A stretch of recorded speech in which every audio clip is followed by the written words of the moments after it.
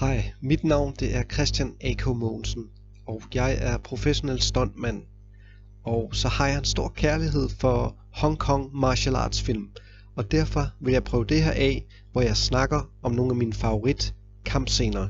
Det her bliver den første, Drunken Master fra 1978, den første kamp imellem Jackie Chan og Wang Zhangli. Håber I nyder det.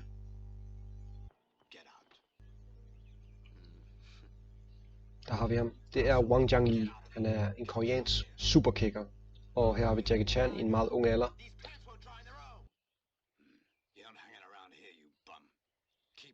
Det her det er deres første kamp i filmen. Og det Jackie Chan rigtig smart gør i rigtig mange kung fu film fra den her tid, det er at han etablerer bad guyen tidligt i filmen. Og tit har han en kamp med vedkommende og får tæsk simpelthen.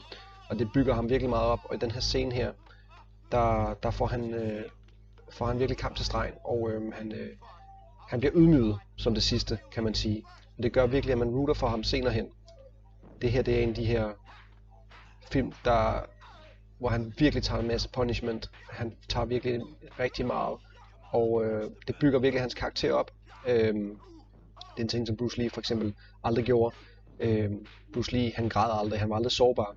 Jackie Chan, han var det stik modsatte, og som han lidt selv har sagt, når Bruce sparkede højt, så sparkede han lavt.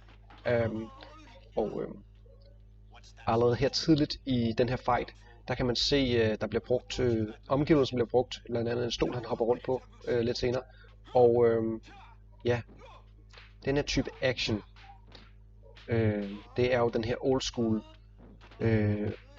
beat for beat action, og personligt kan jeg bedre lide det lidt mere naturlige måde at bevæge sig på, men man skal stadig huske på, at de laver det i de her beats, og de bruger de her stande, og de bevæger sig altså faktisk pænt hurtigt. Wang Zhangli, hans kicks, de er simpelthen så præcis, de sidder lige hvor de skal hver gang. Nu kommer det her med stolen, og der for eksempel spot on med det der high kick. Wang Zhangli, han var jo med i rigtig mange martial arts film i den her periode, og hans sparketeknikker, de er vildt smukke. Altså han har nogle flotte linjer. Nu kommer det her med stolen, som sagt, som jeg snakker om, hvordan Jackie altid putter noget ind i scenen. Med den her scene, prøv at se den her sparkkombo her.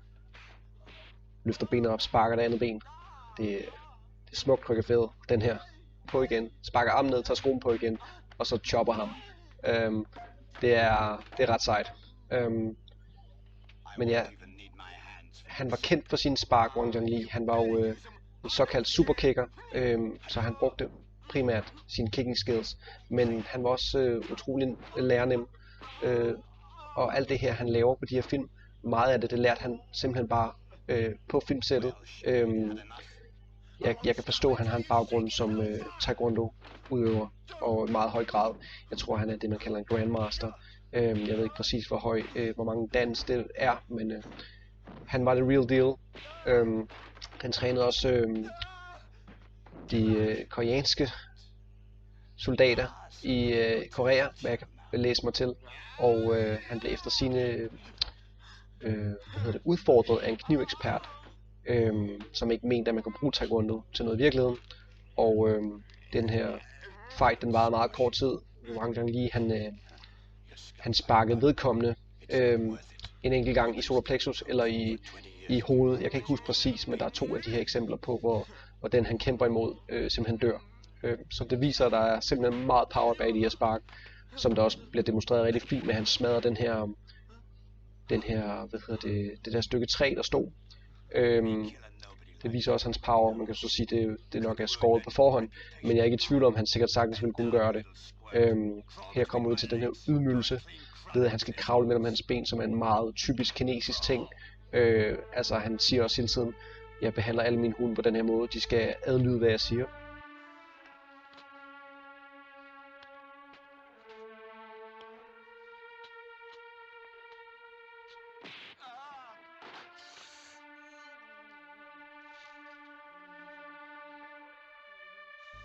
Og det er ikke nok med det, at han ydmyger ham på den her måde.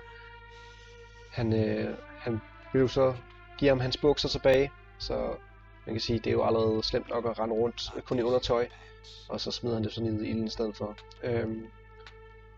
Og det her, det er virkelig dramatisk, rigtig godt, fungerer rigtig godt. Altså han bliver virkelig ydmyget i den her scene. Forestil dig, at det skete for dig det her. Altså du får sygt mange test, du kravler mellem benene på en eller anden, og så bagefter så smider han dit tøj ned og brænder det simpelthen. Stærke sager. Jackie, han gør det altså virkelig godt dramatisk.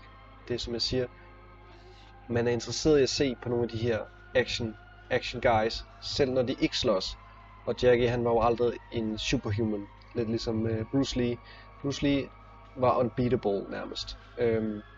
Lige meget hvem han kæmpede imod, så følte man ikke rigtigt, at der var en fare på færde. Men Jackie, han gør det stik modsatte. Han lader sig tæve og ydmyge igen og igen. Han er det underdog, og det har han gjort til sin persona i de her film her. Men hans work ethic for at dygtiggøre sig og være bedre, hvad jeg har læst mig til, og hvad jeg har hørt i interview, så er han sådan virkelig meget i virkeligheden. Han arbejder dobbelt så hårdt som alle andre. Og det er ikke nødvendigvis fordi han er den bedste, men han er bare villig til at arbejde hårdere end alle andre. Men den her scene, hvor han så græder, hvor han er blevet knækket første gang, det gør, at man rooter for ham nu. Hvis jeg flashback af det her, der er sket, hvordan det er taget på ham. Og nu har han jo så lyst til at vende tilbage og træne, så han kan blive dygtigere, og han kan tage kampen op endnu en gang. Og det er så stærkt et virkemiddel.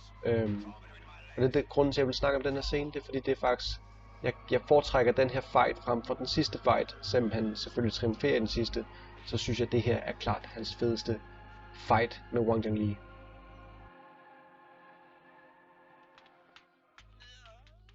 Ja, men det her, det var min første anmeldelse af Drunken Master fra 1978 med Jackie Chan og Wang Jiangli. Og det her, det var deres første kampscene i filmen. Jeg håber, I har nyt at lytte med. Jeg har i hvert fald nyt at lave det. Og som sagt, det er et helt nyt format. Og ja, hvis der er nogen interesse for det, så vil jeg meget gerne lave flere, fordi jeg elsker de her film. Tak for den her gang.